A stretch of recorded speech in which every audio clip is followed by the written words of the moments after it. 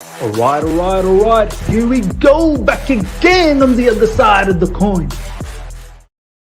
All right, ladies and gentlemen, we are back again on the other side of the coin.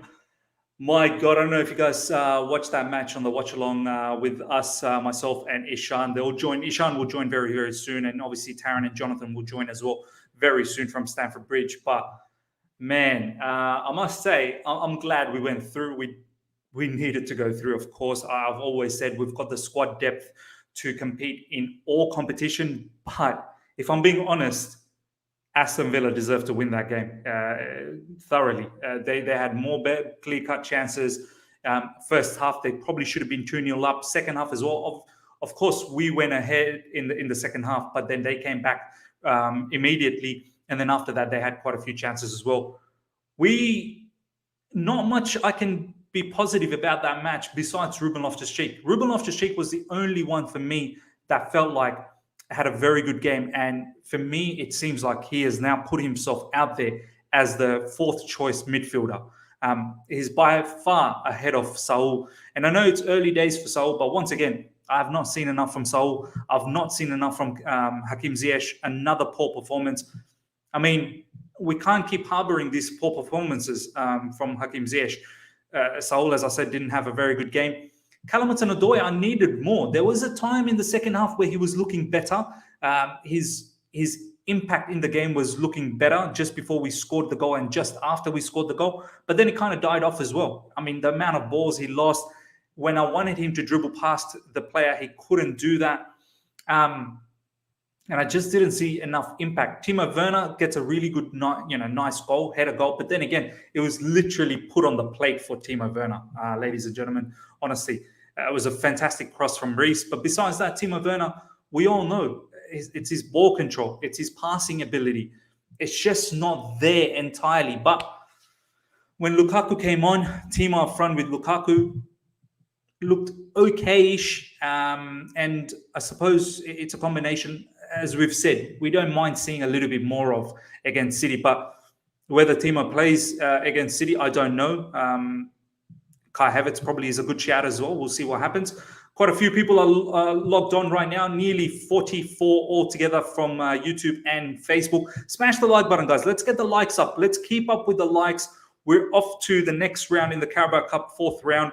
We just beat Aston Villa, who I personally think played really well with their youngsters, and they had just as much, rotation. They did rotate their team as well. Obviously, we rotated a lot, no doubt. But let's see some of your comments first up. Victor, yeah, I never want to see us play that way again. Yeah, I mean, we started off with the four at the back, two centre-backs and the right back and the left back, and we quickly changed. Within first 15 to 20 minutes, we changed it up and we went five at the back.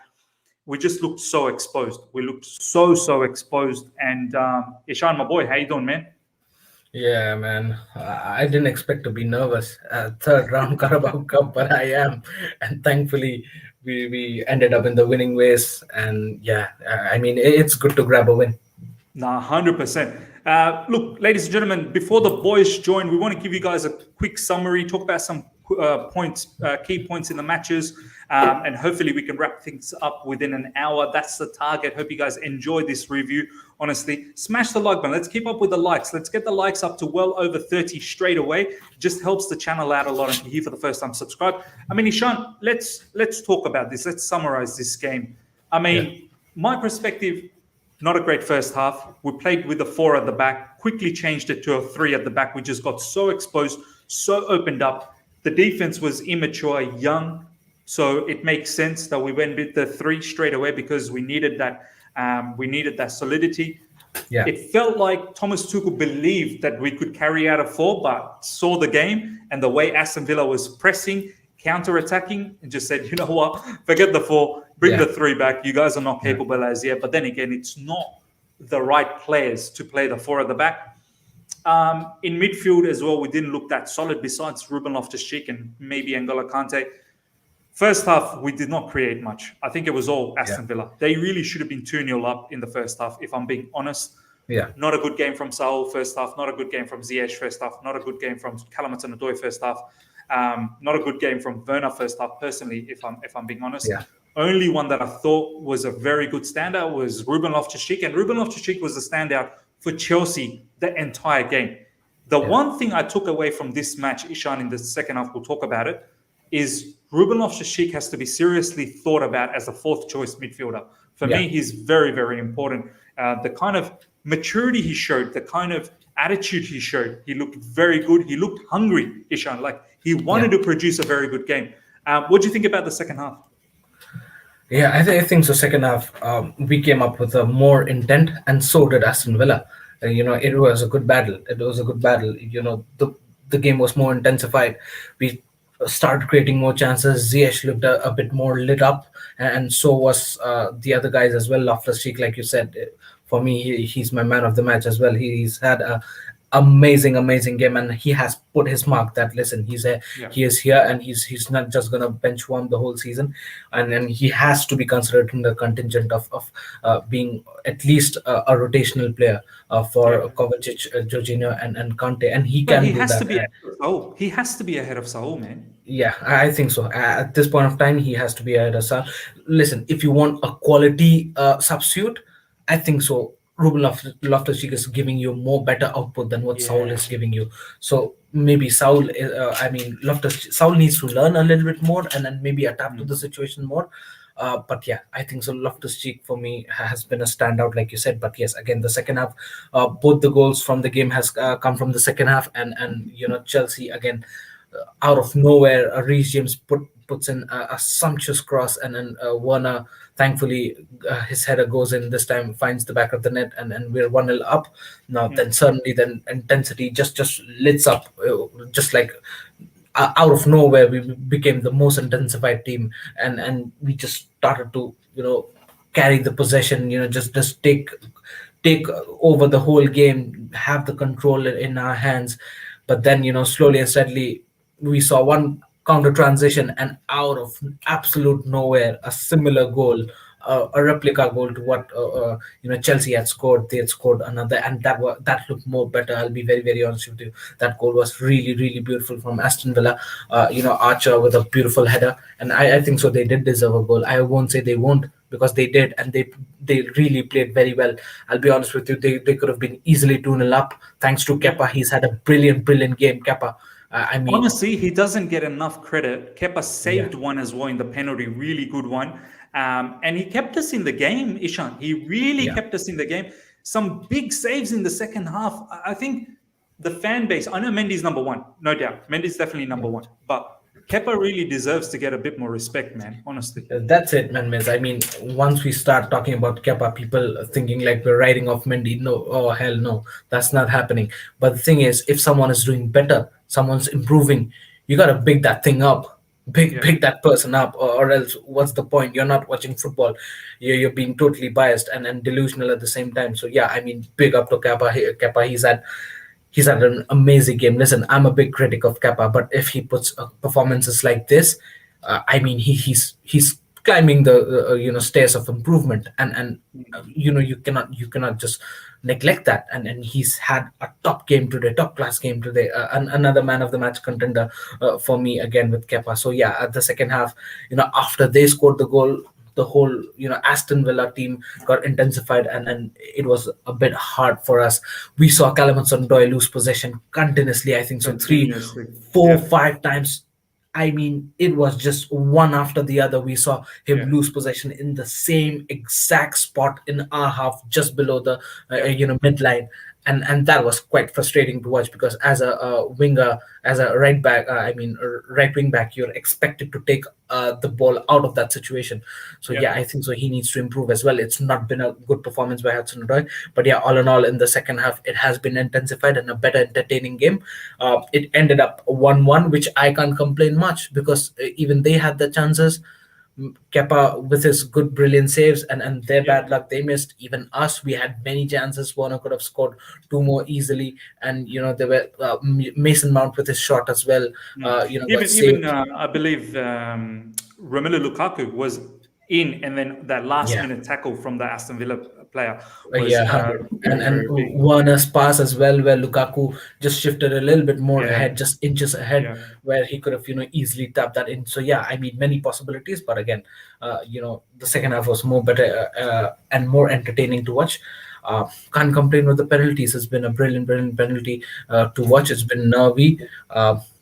Maybe Chilwell could have just slotted that into the bottom corner, and we could have had Chilwell a did this. less.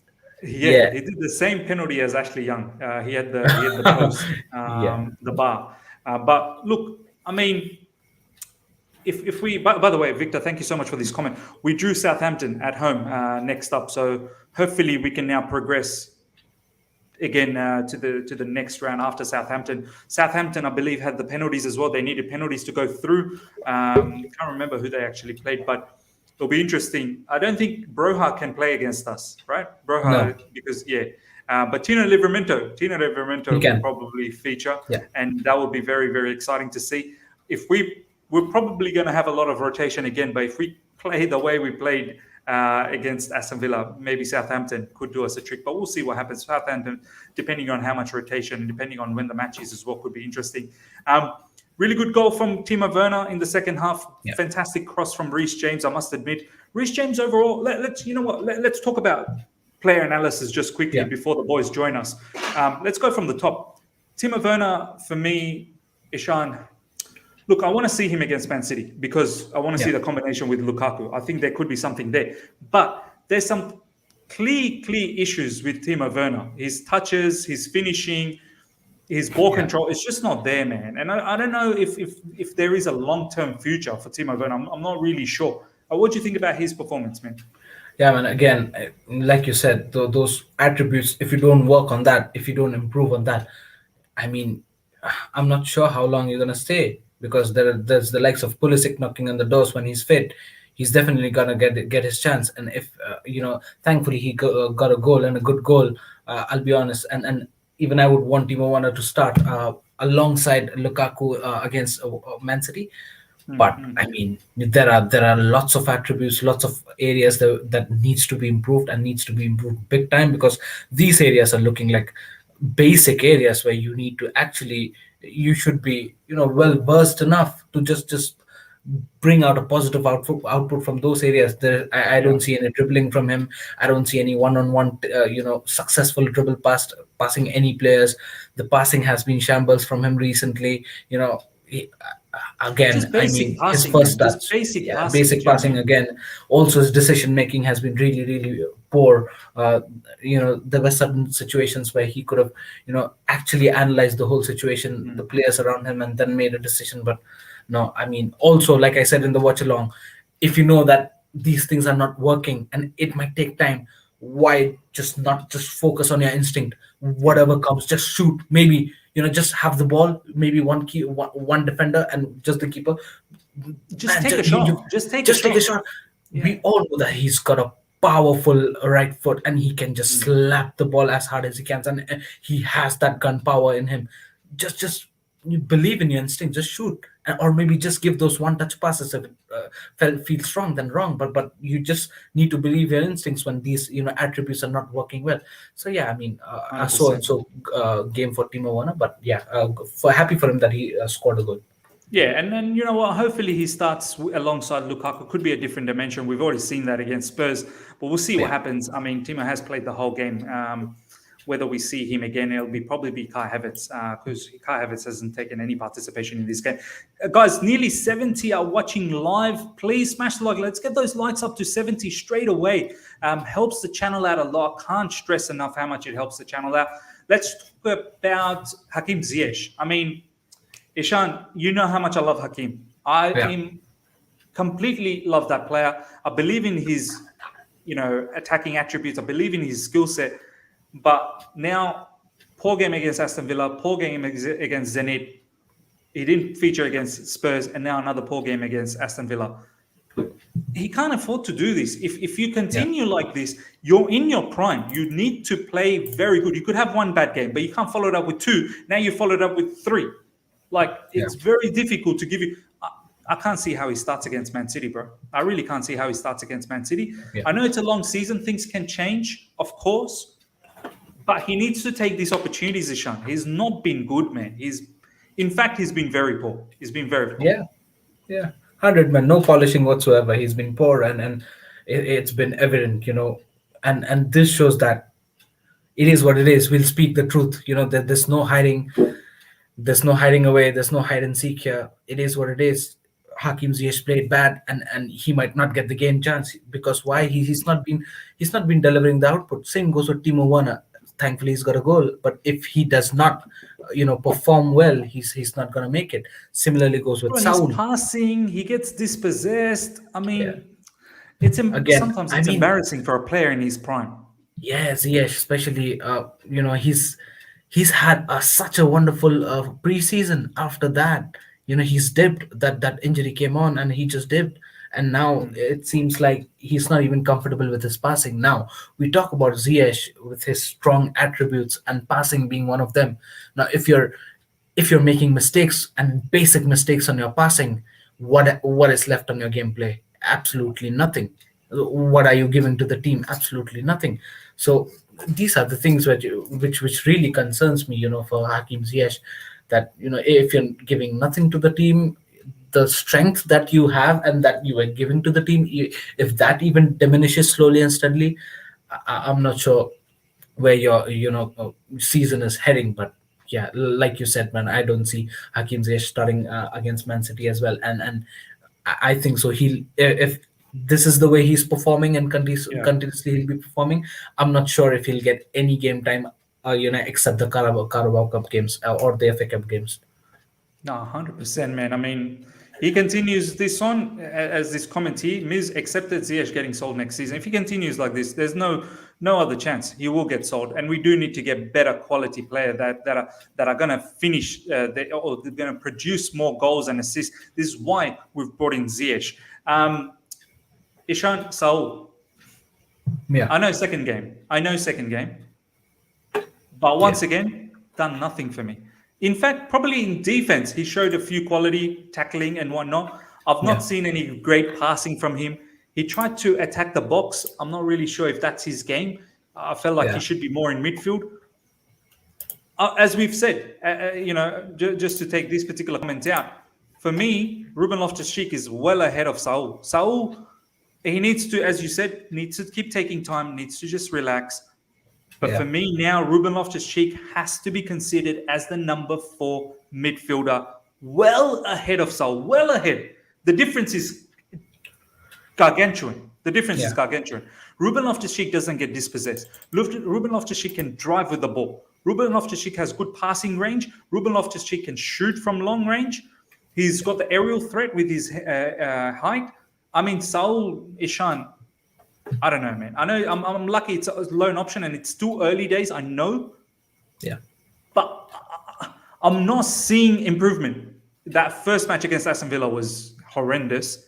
Yeah. And he's now had a small improvement, I'd say, but it's not like he's absolutely lighting things apart. But what do you make of his performance?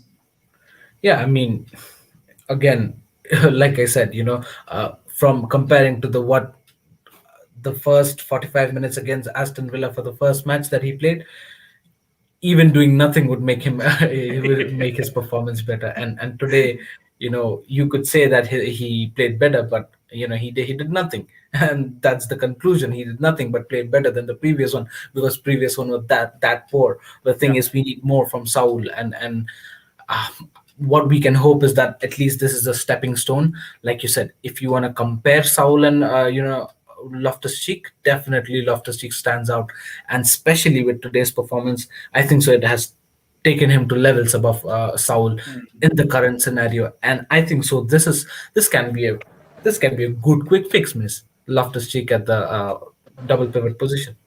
100%. We've got the boys here. Boys, let's hear from you. Let's hear from both of you guys your summary of the match, your standout players, your not so standout players. I mean, I can't believe it went to penalties, but I had full faith that Kepa was going to win the penalties for us, so I wasn't worried about that. But I'm just, to be honest, I think Aston Villa deserved to win that game in 90 minutes. They really did. But yeah, what's your thoughts? Yeah. Overall, the game, I think Villa deserved to win, like you said, but we stayed resolute at times. We still provided a threat on the counter-attack despite many changes. Many different teams would have kind of capitulated with different kind of changes like we had today. Sarr hasn't played a game all season apart from the friendlies. Loftus-Cheek hasn't had many minutes apart from the Zenit game. All these players have really just been reiterated back in, and we stayed. We still had attacks. We didn't lose. Kepa saved us at times. They were missing at times, but overall, the control of the game, it was okay. Like I said, we attacked at times, provided a threat, but overall, it wasn't great. So our performance today, I say Reece James for me is probably my sub performer. I thought he was Ruben Loftus-Cheek, Taron? For me, Ruben was amazing. Yeah, Ruben as well. I thought Ruben did his job in the centre mid. He was so. I say when Sal played there last week or a few weeks ago, his strength isn't as good as Ruben, so he'd get knocked with the ball. Ruben, when he receives the ball, he puts his body between him and the ball and the man, and he doesn't lose the ball unless it's a foul to him. So yeah, I thought Ruben was superb. But Reece James to me, he was flawless. Me and Jonathan were kind of saying he looks like one guy on that pitch who I'd say he looks like one of the best players. He looks like the most comfortable. And then Mateo Kovacic. Top penalty from him as well. Yeah, so I just think he was one of the most composed and professional players on the pitch at times. So I thought he was great. But yeah, Come on, man. Listen. Top penalty from Reece James as well, by the way. Top penalty from Reece James as well, by the way. It was, yeah. I thought all the good penalties were good. Obviously, Chilwell, fluffing. But in terms of Loftus-Cheek, don't get me wrong, played really, really well today. Got on the ball really well. Tried to get us forward.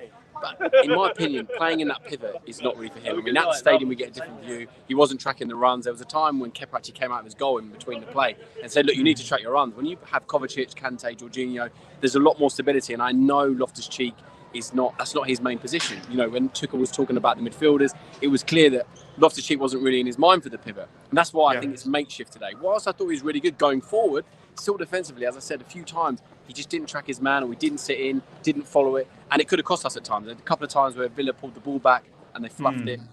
They deserve to win. I think you're correct when we came on. I think they did deserve to win. If they'd have beaten us 2-3-1, probably wouldn't have been out, unfair on them.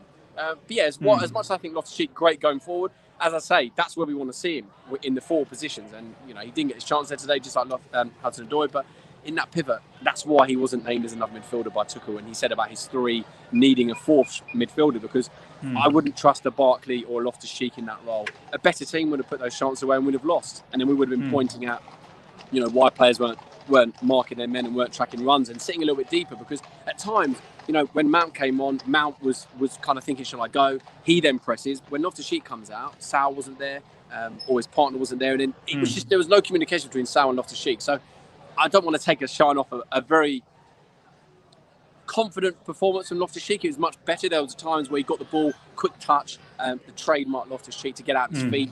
He's got that quick bit of pace, which we hadn't seen for quite a while, obviously, after the Achilles injury. But yeah, whilst it's a step in the right direction, I'm not going to get too overconfident. He needs to do it against a better team consistently. I want to see him get another chance, probably not in the pivot, because as I said, I don't particularly like him having that responsibility. He was sometimes the deepest player, and as much as he was good on the ball, I don't want to talk too much about the negatives about it. But yeah, I was happy to see it.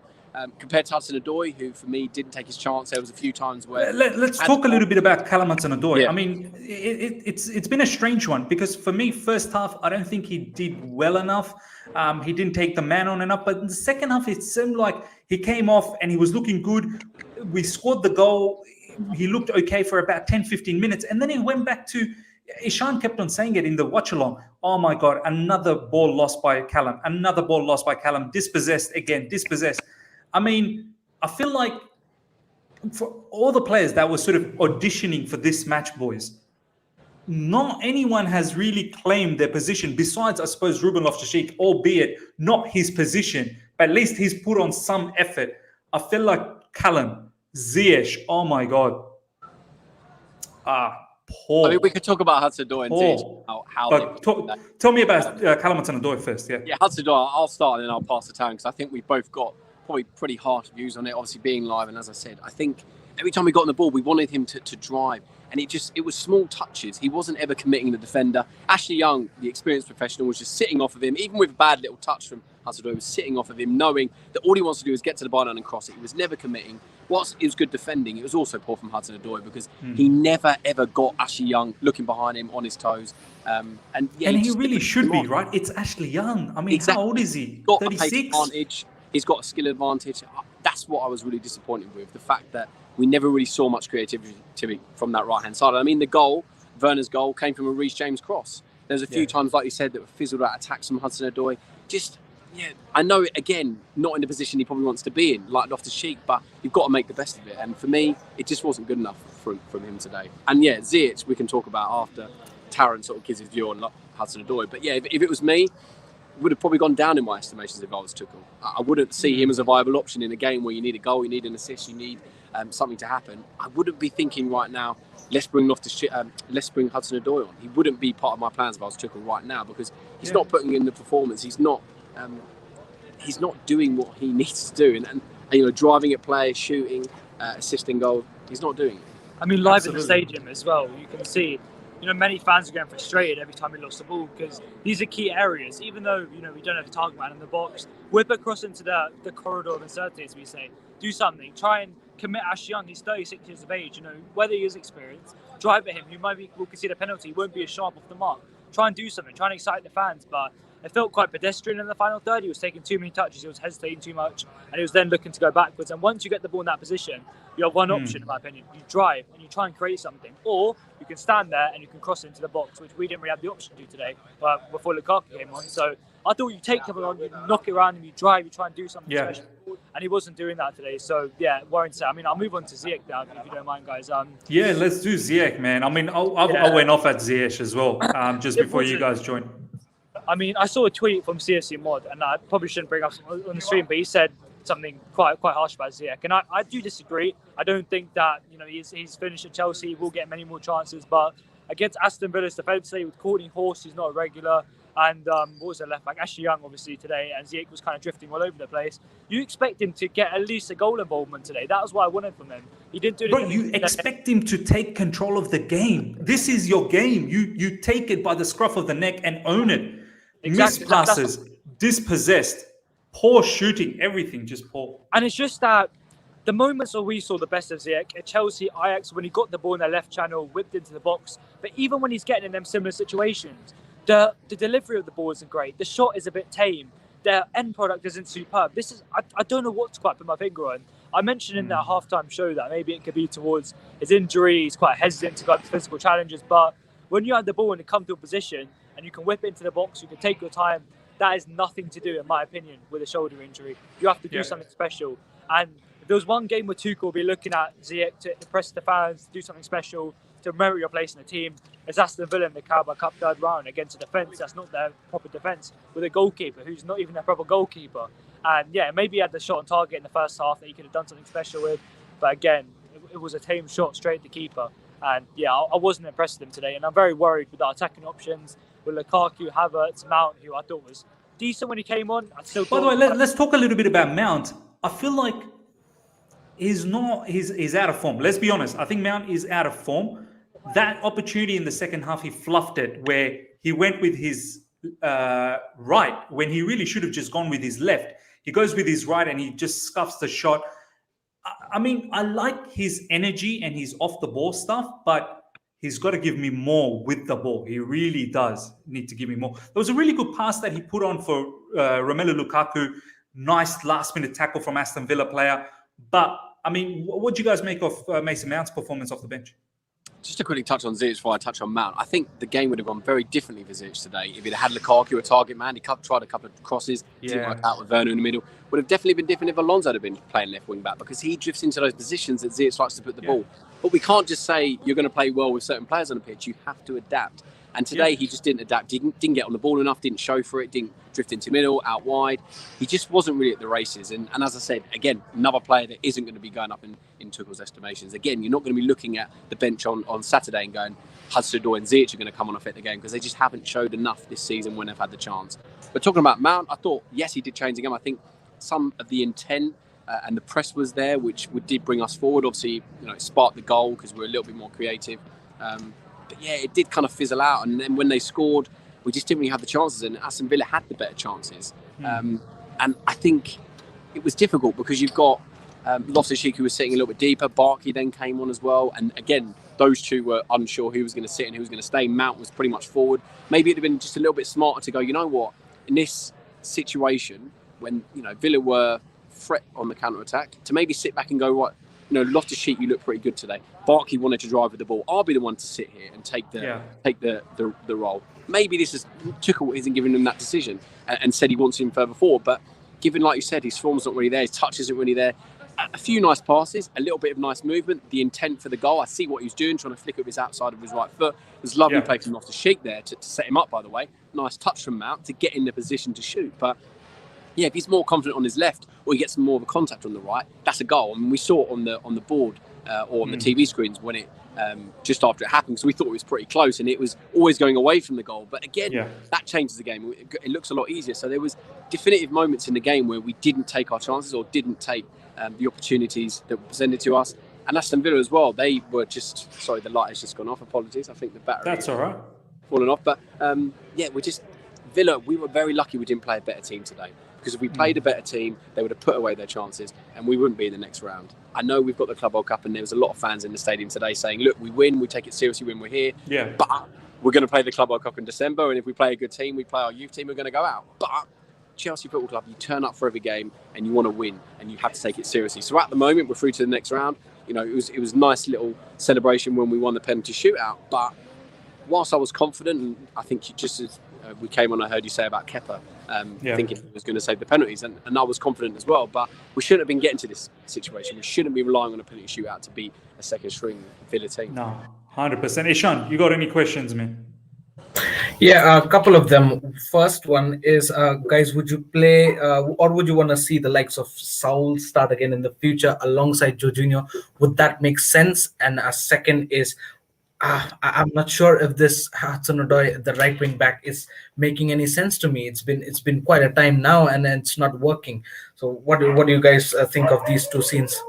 Well, I'll start with Sal. I mean, next to Jorginho, we predicted it. A lot of different, pundits and people on the preview, especially the Total C preview, we predicted that Sal and Jorginho would start. Jorginho would hold the pitch and allow Sal to go forward, and Sal had that role today.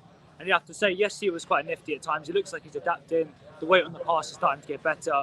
But still, he's not really providing enough that would make him get ahead of many of these other players in the team. Even though Loftus-Cheek was still holding and doing a really good job, in my opinion. So, yeah, it's just about, more minutes, I guess, for Sal to really adapt to it. You can see signs of it today in the Villa game, the one a few weeks ago. I didn't really see any signs of, any kind of signs of promise. But in this game today, I did see signs. His first touch is starting to get better. His physicality, his tackles. The fans, when he came off, they were clapping him a lot. They were really happy with his performance. So, yeah, it's just about more minutes for me. And it'll be interesting, like I said, to see in the future games where he kind of fits in. I don't think he'll play against Man City off the bench or even start. I don't think he'll play against Juventus in the Champions League. And against Southampton at home after that, possibly. And then the international break will happen. I don't think he'll get called up by Spain. He'll have time with Tuchel properly. A few weeks to kind of get used to him, to speak to more and more about his positioning in the team. And then he'll be able to maybe play some games after that. We have Brentford, and we have a much easier run of games after, I put it that way, because we've had a really difficult start with many away games like this in midweek, Champions League games. So after this kind of international break, I reckon we'll see the best of Sal. But today, I was happy with the performance. Like I said, the fans were happy with it. He was nifty on the ball, he was decent. And next to Loftus-Cheek, who I thought did a great job today. But yeah, in that kind of free roam position, I'd say he looks much more comfortable, and his physicality isn't really needed as much. He can choose and pick where to pick up the ball. He can kind of free run the attack and rolls, and I quite like that about him. So yeah, I'd rather have him in the attacking kind of position or the kind of defensive position. No, for sure. Boys, I know it's very, very late for you guys. I want you guys to go home safely. But before you guys go, just want to ask you a couple of quick questions. We've drawn Southampton. I feel like... At home. So we're at home. Chelsea at home against Southampton. So Southampton, similarly, they've gone through with penalties. But I feel some of these we're probably going to see more rotation in that game as well. But pretty certain we're going to see rotation. Tino Livramento is probably going to play against us as well. We'll see how that turns out. But I feel the fringe players really need to take their opportunity, because if they don't, this could be their last season. I mean, just some final thoughts of the match. How you guys feeling moving into the City game, and overall just about this game as well? we're going to have a completely different team for the City game. This, in my opinion, was a night for the deputies to show that they can play together. But again, it's more evidence to say that they have to play with a front line. It's almost like having an assistant head teacher and a head teacher. It's all right when the head teacher's there, but when he's not there, can they take charge? And tonight, they didn't take charge. They, the Sals, the Loftus-Cheeks, the Hudson-Odois, they need Ziyech's as well. They need other players around them. Werner looked a lot more comfortable when Lukaku came on because he didn't feel the burden. I've got to hold the ball up. I've got to be the strong man. Because Lukaku came on and did that. And instantly there was 2-3 times where he bullied the Villa defenders. But yeah, as I said, in terms of deputising and in terms of fringe players, no one other than Loftus-Cheek probably give themselves any favours tonight. And look, I'm probably in minority that is probably critiquing Loftus-Cheek. A lot of fans that I was listening to in the stadium were saying, oh, Loftus-Cheek's been the best player tonight. He's been brilliant. Not denying he was great going forward. It's more just the fact that in that role, which I know is not his position. Off the ball. You're talking about off the ball. He was told to play that position today, and he didn't do it as well as he should have done, or I would have liked, because as I said, they did catch us a couple of times, and it was in positions or men that he should have been picking up. And again, great game from him, but I'm thinking of the whole picture and where he was playing. So it's not to critique him. I want to see more of him, and I want him to do well, but I'm just cautious of a false dawn, because I know a lot of Chelsea fans are big lovers of Loftus-Cheek, but one step at a time. He will get games, and so we'll get games. But generally as rotation, a lot of these players tonight will be players that will come in when we need rest or when we need to rotate, or there'll be backups. And as I said, tonight, a team full of backups couldn't do the job, and it shows why they are backups. So, different team for the City game. Lukaku will, in my opinion, be probably the lone striker. I can't see Werner playing with him. Be interesting to see if Mount comes back in. I think he did okay tonight, as we've said, but didn't do much more. I think Havertz has probably done his chances better tonight by not playing, to be honest. And the three-man defence... It's the player that didn't play that has done better. Less fresh in your mind. And look, the three centre-backs, we know how good they are, and the reason they play every game, to be fair, we rotate obviously Azpilicueta as well, but the reason they play every game is because they look so comfortable. At times, Sarr wasn't as comfortable, gave away the ball. Chalobah I thought was good, but he didn't have that leader next to him, and at times it was, just making sure that we're marking players when the ball came in the box, and we weren't really at the races in that sense. But we got through it, we've won, and that's the main thing. If you'd have taken a victory at the start of the night, whatever way it come, just because, continue the win. If we lose tonight, it's a dampener. You lose momentum. We've said this under so many previous managers at Chelsea. Just had to continue the wins, and whatever way it comes, we're happy. It was great to see some penalty shootouts, some good penalties from the Chelsea players, other than Chilwell. Obviously, Kepa getting saved. It was ironic because I was saying to Taron for that exact one he saved, I said he's going to save this with his hands. But it's just because we're so confident that Kepa's going to save penalties now. Because even from the first penalty, I said to Taron, look, he's standing there, he's in front of the man, getting in his face before the first penalty. By the way, Jonathan and the boys as well, Taron, I mean, you could clearly see that Kepa was going up to the Aston Villa players and talking it up. I mean, I love that. I love that. You're going to miss. And that's that little thing, that little bit of, S-housery that we, that people talk about, that, it's that little bite that you need to have in a squad. So, happy with the fact that we've won, not in the way we've got about it, but it's the same with the Zenit game. Job done as it should have been. Luckily, there's no extra time tonight because that would have been a real killer. Oh, yeah. Job done. And we move on to the City game, which I'm absolutely buzzing for, to be here, to bring the content. And just another day with Taron. Can't go wrong. Obviously, thanks for having us again. And it's always a pleasure. But Taron, what we've talked about who we think is probably had the best impact, Loftus-Cheek, but out of Mount, Werner, Ziyech, Hudson-Odoi, Havertz, who's your front three for Saturday? After this? I love it. That's interesting, isn't it? I mean, what I wanted to miss before this game today? I wanted Werner and Lukaku. And I think I still think there is a connection brewing there. Honestly, I'd still back you though. I'd go with Werner and Lukaku. But then I think, do I want to drop Mason Mann after the massive? In my opinion, he made a massive difference when he came in terms of intensity, always wanting the ball, being the connector between the midfield and attack. So, do I really want to miss that for the City game despite his ball form? Obviously, I don't really want to put Ziyech in there. I don't want to put Hudson-Odoi in there. Do I want to put Havertz in there? He's definitely not had the best few games for us. So. It's difficult. I need a decision, Taron. The clock's ticking. So Taron, you are not going to be a manager, bro. You are not going to be a manager. I'll stick to punditry. I'll stick to the cones, but I'll go with Timo Werner and Lukaku. I'll stick with that. Jonathan's not going to be a fan of that, but front Yeah. two. Okay. I'm going to stick with Werner and Lukaku. I'm going to stick with And Kante, Jorginho, Kova midfield. Jorginho and Kovacic. But yeah, I mean, overall, this game today, I think the atmosphere was great. As usual, Stamford Bridge, a full-out sale for a Carabao Cup third-round game. It's not always happening, but Lukaku when he came on beautiful, and it was a great performance overall from a lot of these players. Chalobah has done a great merit for himself today, and Reece James in the right centre back position. But overall, great atmosphere. Great to be here with Mr. Manhandle CFC. Great interviewer on the live streams and great everything. Overall, great 10 out of 10 everything. But anyways, guys, I love it. I love it. Thanks for having us back on. Thank you so much, guys.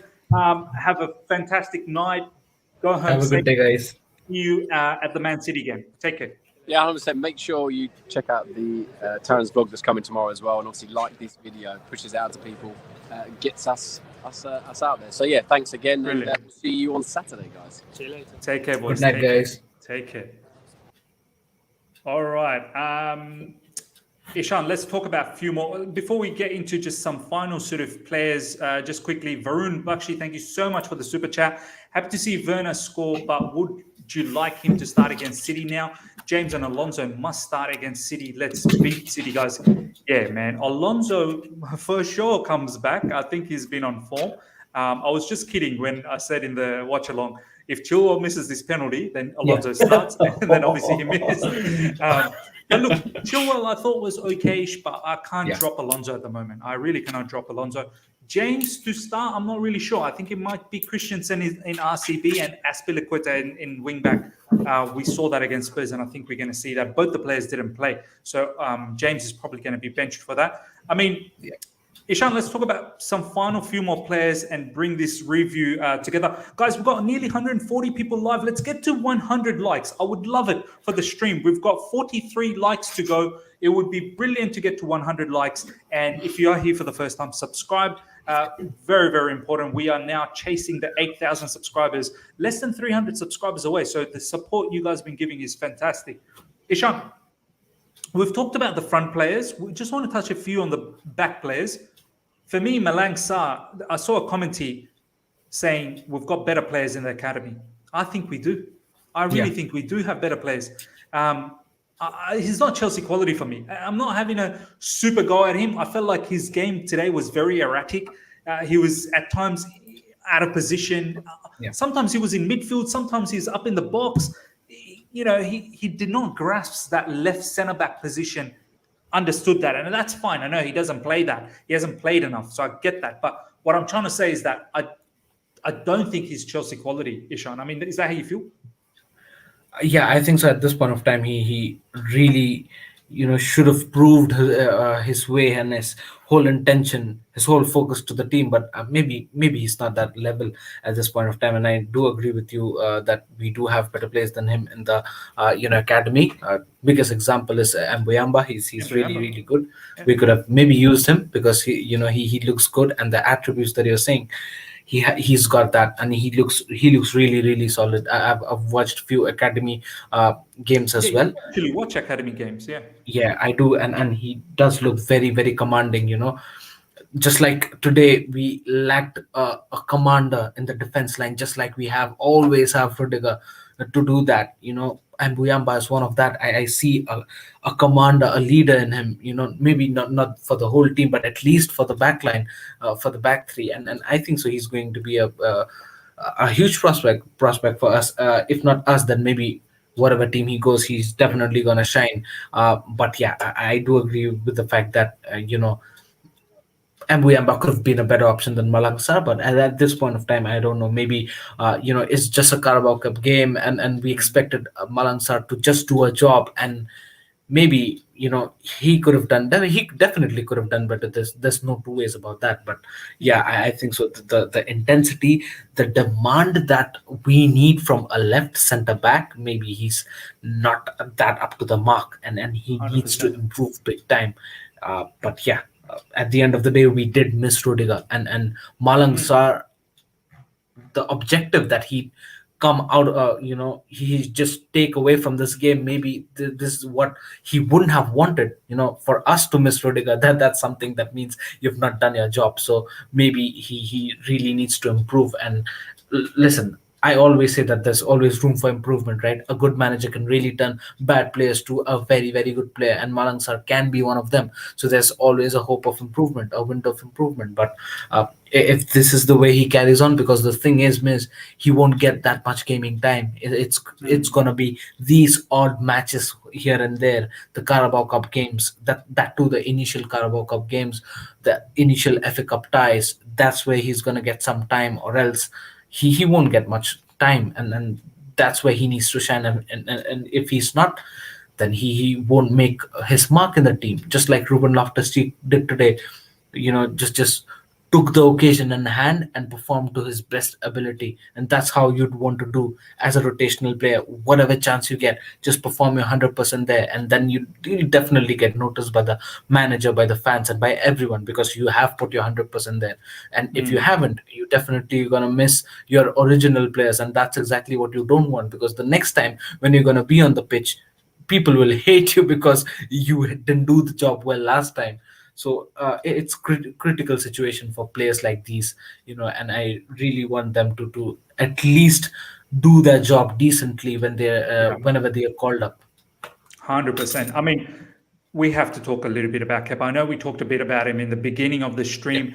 Honestly, ladies and gentlemen, I feel like Kepa has finally got that confidence back that he lost so crazily under Frank Lampard. He was just finished. He was a broken man. And it feels like Thomas Tuchel is putting the pieces back together on this broken man and bringing him back. Ishan, I was very impressed with Kepa, the way he's been coming out of the box as well, for corners, for set pieces. When crosses come in, he comes out and he collects just the way a keeper should be. And I know we're praising on things that a goalkeeper should be doing anyway, but we did not see all of this stuff from Kepa. Shot saving as well from long range. People are taking shots. I know, albeit it's on the ground, he's still saving.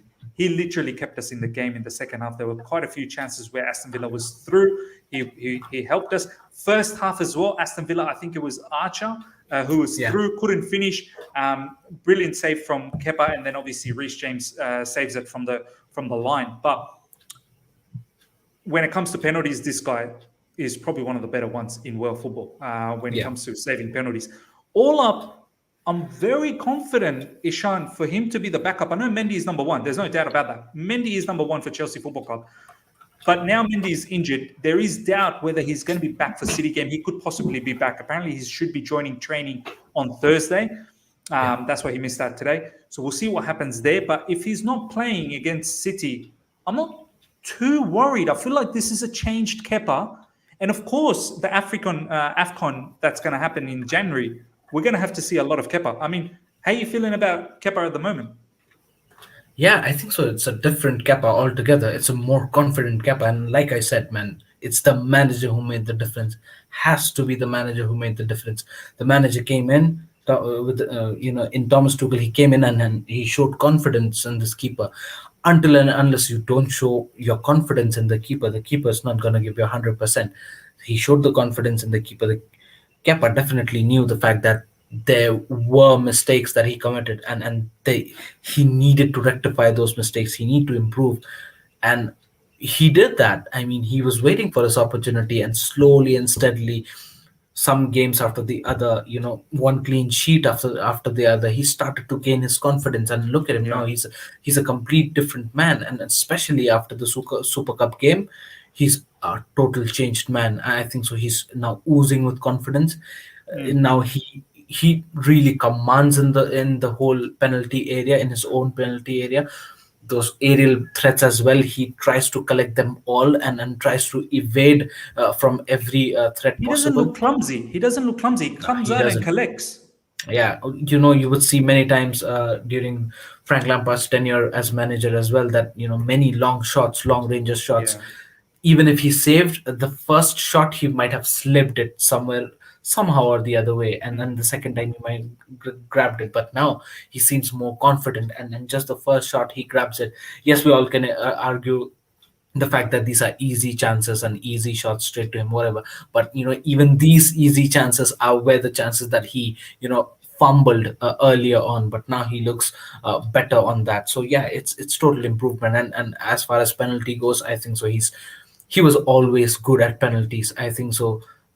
I'm just happy the fact that he's able to help us. He's able to bring those qualities out in to help us to win many games, and Super Cup being one of the famous ones for him. And again today he's come up with some great saves, not only in the match but also in the penalty shootout. So he's definitely improving, and it's a good sign. And we need him, and that's what exactly I told you in our transfer shows as well. That people might be thinking of selling Kepa this and that, maybe go out on loan. Absolutely not, because we've got an AFCON this year, maybe by January, or maybe end of December, or maybe in January, somewhere around that, where Mendy might be gone for a month, and we might need Kepa. And Kepa might be the best option for us, because Yeah. we can't be complacent with that area. We need to be strong. We can't be playing Bertinelli there.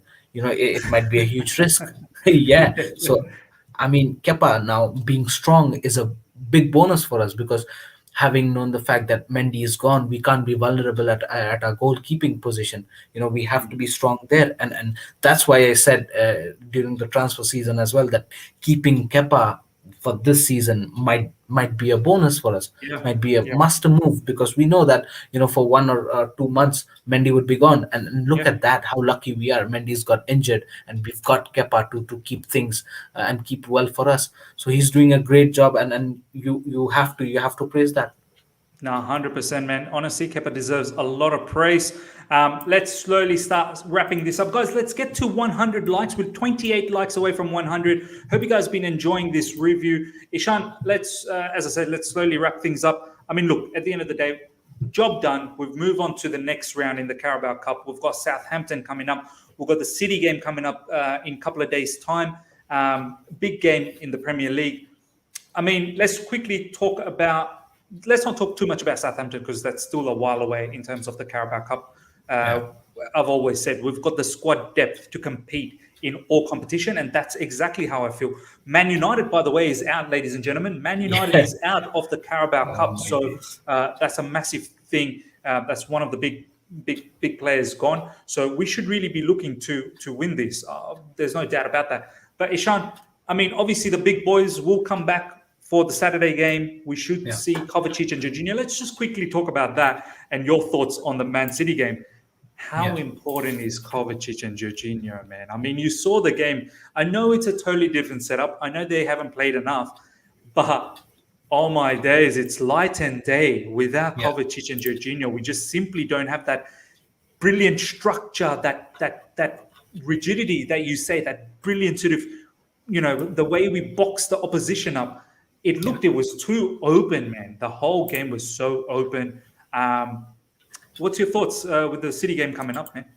Again, without a Jorginho, I always see so much gap between the defense line and the midfield line, especially the double pivot. There's always a huge gap, and that always gives so much time for the opposition players to just go through easily, and it looks like a peanut for them. Just walk in the park without a Jorginho, because I can't focus anymore how important Jorginho is.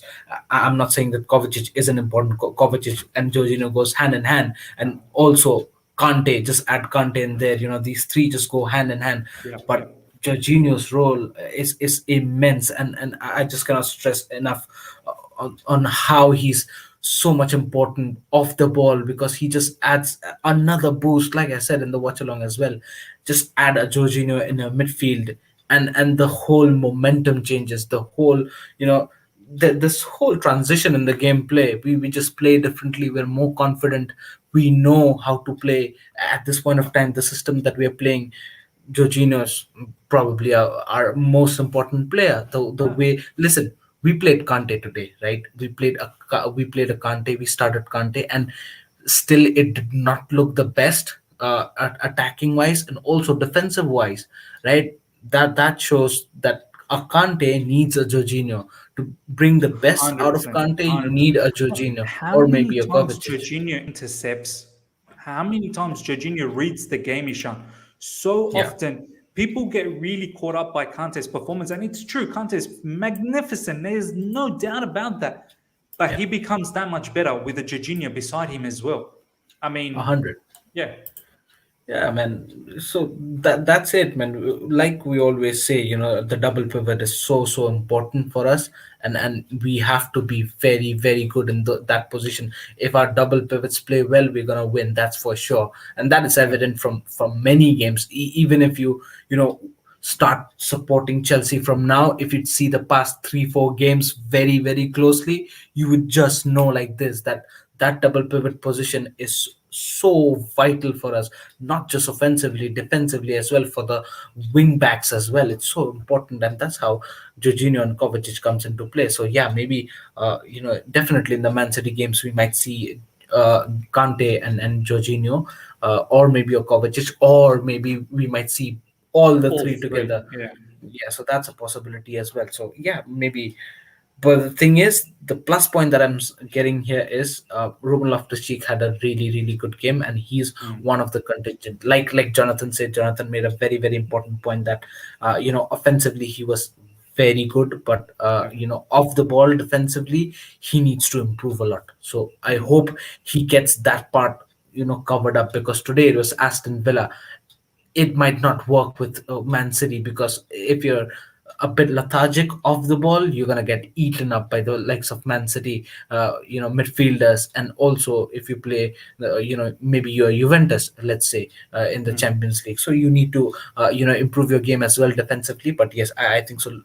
The way Ruben Loftus-Cheek played today offensively, it has given me a positive attitude that he has, and it's really given me a good green signal. No, for sure. Gabriel, thank you so much for the super chat. Can we win a game in the first half soon? Kepa doing well. I saw a comment here from Fayaz saying that we did win a game at Arsenal at first half. So there is that. Look, I mean, at the end of the day, the performances so far, we've not seen an extremely great performance from the team yet, whether it be the first team or the second team, but we've still been winning. And that's the crazy part. Against Palace as well, I feel like, the one that we won the first game in the Premier League, we were in second gear. So I'm waiting for that absolute classy finish from the boys. And look, it will come. It will definitely come. It is early days. Varun Bakshi, thank you so much for the super chat once again. Big up both of you. Both of you love the analysis. Great show. Thank you, heaps. Ladies and gentlemen, I hope you guys have enjoyed this review. We are off to the next round. Only 21 likes away from 100 likes. It'll be brilliant. Let's get those likes. We've still got over 120 people watching live. Let's get those 100 likes immediately. And if you're here for the first time, subscribe.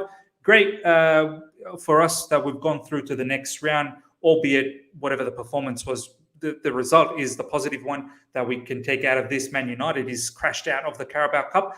And we now look forward to the City game. Ishan and I and Daniel will be back live for the preview on Friday after the press conference. So do look out for that. And I probably will have another video dropping tomorrow, or maybe a couple of more videos tomorrow. I could do one with a Man City fan giving their perspective of the match. And also I want to have a really good conversation about Ziyech, Hudson-Odoi, and some of these players, obviously, that are not taking their opportunity completely. So I might have a video dropped on that. So yeah, hope you guys have enjoyed this. As Victor's saying, smash the likes, people. 15 likes away. Until next time, see ya.